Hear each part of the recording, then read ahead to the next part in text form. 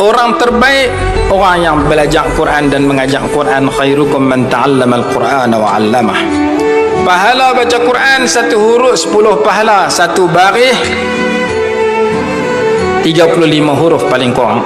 Ulama bilang huruf nak abang supaya kita boleh kenal dan baca.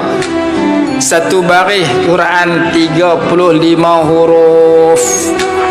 Kalau kita baca Bismillahirrahmanirrahim, sebaris Quran kita baca, kita berhenti Bismillah 19, berarti kita sudah membaca 54 huruf. Satu huruf 10 pahala, kita dapat 540 pahala dalam masa satu baris. Baca 3 baris dalam Quran 1000 lebih pahala. Baca satu muka 15 baris 5000 pahala.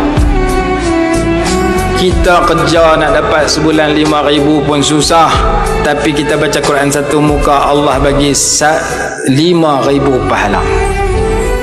Berdasarkan hadis Imam Tirmidzi, man qara'a harfan min kitabillah falahu bihi hasanah wal hasanatu bi 10 amsalihha. Satu huruf 10 pahala.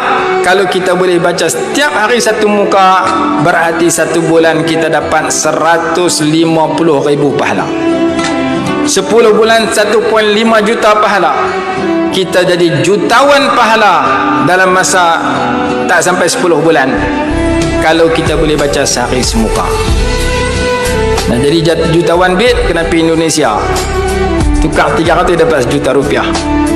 Duduk di sini tak jadi jutawan duit, tapi berpeluang jadi jutawan pahala. Kita boleh baca Quran sehari satu muka.